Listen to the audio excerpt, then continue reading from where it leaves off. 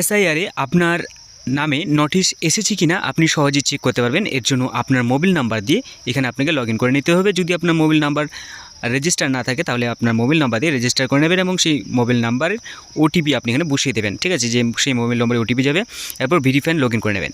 এর জন্য আপনি voters.eci.gov.in ওয়েবসাইটে চলে আসবেন এবং এখানে আপনি দেখতে পাচ্ছেন যে আপনার যে এসআইআরে নোটিশ এসেছে কিনা আপনি এর জন্য আপনার ভোটারের অ্যাপিক নাম্বারটি এখানে বসিয়ে দেবেন।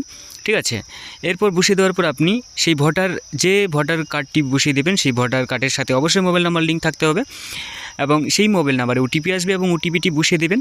এরপর সার্চ করে নেবেন। যদি আপনার নামে নোটিশ না আসে তাহলে আপনি এখান থেকে স্পষ্টভাবে দেখতে পাবেন যে no notice has been generated as on.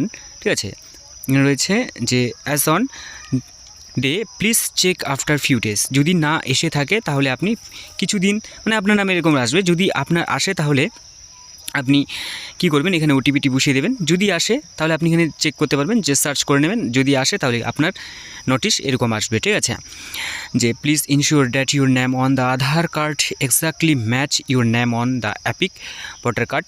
In case your name does not match please contact your BLO to submit the documents. ঠিক আছে, তো আপনি এখান থেকে চাইলে আপনি অনলাইনেও কিন্তু এটা সাবমিট করতে পারেন। তবে আমার হিসাবে আপনারা ডাইরেক্টলি কিন্তু যে নোটিশ হিয়ারিং ডেট থাকবে সেই হিয়ারিং ডেটে কিন্তু আপনি যোগাযোগ করবেন। ঠিক আছে, যেখানে এসআইআর হিয়ারিং হবে সেখানে আপনারা অবশ্যই যাবেন, আপনি বিএলওর সাথে কন্ট্যাক্ট করবেন।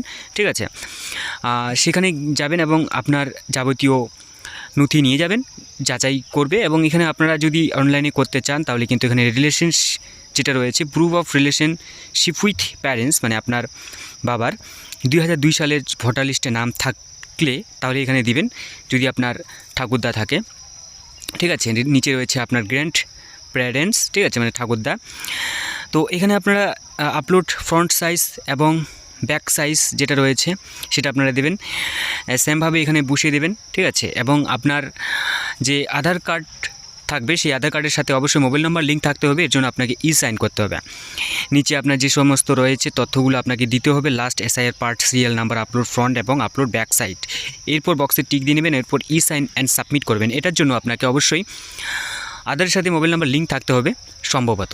ঠিক আছে, আমি যেহেতু অনলাইন এখনও সাবমিট করিনি, তো আপনারা করে নেবেন, অবশ্যই থাকতে হবে। যদি আপনার আধার সাথে না থাকে, আপনার ভোটার কার্ডের সাথে মোবাইল নাম্বার লিঙ্ক থাকলেও আপনি সাইন যদি মানে সম্ভবত। ঠিক আছে, তো আপনি অবশ্যই ভোটার কার্ডের সাথে মোবাইল নাম্বার লিঙ্ক থাকলে ভালোই হবে আমার মতে। তো সাইনের সম্ভবত এটা ভোটারের সাথে আধারের সাথে মোবাইল নাম্বার লিঙ্ক থাকলে কিন্তু আপনি সাইন করতে পারবেন অনলাইনে। তো আমার মতে অনলাইনে না করে আপনি কিন্তু অফলাইনে গিয়েও আপনি এটা করে নেবেন।